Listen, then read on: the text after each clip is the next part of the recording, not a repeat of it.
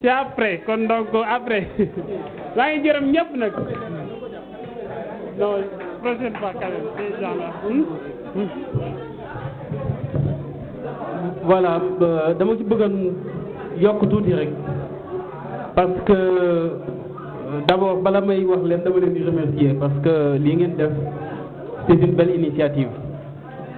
C'est une initiative salutaire, une initiative de haute portée parce que aussi l'excellence yaakaar naa ni foo mën di nekk aussi on doit cultiver l'excellence te lii yéen a ngi ci vraiment je vous remercie et vous faites vraiment notre fierté. Ce que je voudrais ajouter par rapport à ça c'est que les actions se multiplient parce que ça ne doit pas s'arrêter à la célébration ou bien à la fête de l'excellence. Parce que pour en arriver là, il y a un parcours. Mais ce parcours doit être pérennisé par des actions. Ces actions, la première c'est l'encadrement. Il faut encadrer nos jeunes frères. Il faut les encadrer. Man foofu lay plaider parce que au niveau de la FPD maa ngi nekk commission éducation. Donc li ma bëgg mooy de concert avec l'amicale ñu jéem a xool ni ñuy def ba encadrer nos petits frères.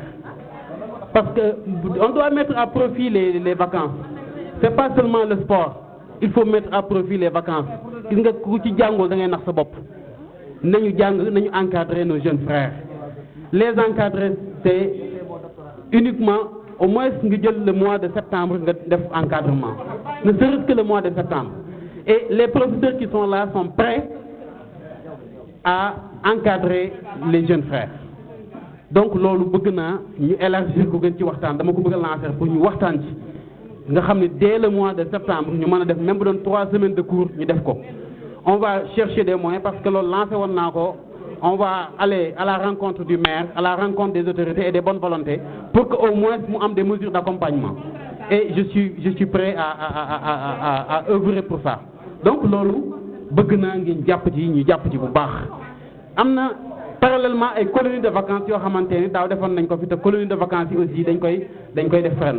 Donc c'est des activités pérennes yoo xamante ni dañ koy def te colonies de vacances yi dama bëgg ren vraiment ñëpp bokk ci ñëpp impliqué wu ci. Il y a une formation qui est en vue à la première semaine du mois de septembre. Donc bëgg naa que ñëpp assister ci ñëpp bokk ci ñëpp def seen loxo parce que nos petits frères nos enfants ont droit à l'épanouissement. Donc waruñu nekk nii ñu def éducation di comment def encadrement def kii mais alors que ñooñu amuñu lu ñu leen encadrer mais mën nañ leen a bégal ils ont droit à l'épanouissement ils ont droit au loisir. Donc loisir boobu aussi du question ni dañ fay dajee tàcc wooyeeg foog non c'est pas ça. Ils font des activités éducatives yu am solo daaw bi may soog kii dama ci xawoon na réticent mais bi ma demee ba ci biir yaakaar naa ne xale yi sax yàkkamte nañ ñu kii leen. C'est du 18 au 27 colonie de vacances du 18 au 27 ni ko ñeneen ñi di ko defee borom barke yi di ko def ñun war nañ ko def à notre manière selon nos moyens ñu def ko mais amuñu moyen mënuñu dem Gorée mënuñu dem Mbour mënuñu dem faneen mais au moins au niveau local ñu xool nu ñu mën a def en partenariat avec nos collectivités locales ñu jéem a xool nu ñu def ba xale yi am épanouissement. Donc loolu maa ngi ciy woo ñëpp góor ak jigéen ñu ñëw jàpp ci pour que colonie de vacances mu mën a réussir parce que ñi koy def ONG bi defaluñ ko kenn ku dul waa dëkk bi lañ koy defal parce que ñun ñoo ko waram di def ñoom ñu ñëw jël initiative boobu nekk au devant. Donc on doit les accompagner parce que bu ñu defee 2-3 ans après dañuy rocceeku bàyyi ñun ñuy continuer di ko defal suñu bopp. Mais au même moment dañu bëgg aussi que des cours de renforcement soient organisés loolu gis naa ci ay professeurs yoo xamante ni ils sont prêts des professeurs de mathématiques des professeurs parce que y a un potentiel qui est là on doit mettre à profit les vacances. Donc loolu maa ngi ciy woo étudiants yi maa ngi ciy woo ñëpp pour que dès la semaine prochaine ñu fexe mettre en œuvre loolu nga xam ni mooy xalaat. Donc encore une fois je vous remercie et je suis vraiment fier de vous. Merci beaucoup. Très bien, vraiment, ce sont des opportunités à saisir de la bourse. Et on va remercier aussi M. Serfal, vraiment, le centre de Diobé, c'est nouveau. Mais aussi, il faut beaucoup prier pour lui. vraiment il le mérite.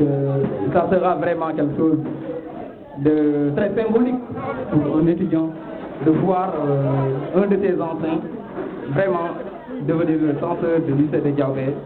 Tous nos remerciements, chers, et vraiment on vous dit que Dieu vous bénisse, que Dieu vous accorde une longue vie de partager avec vous ce moment solennel. Merci, chers.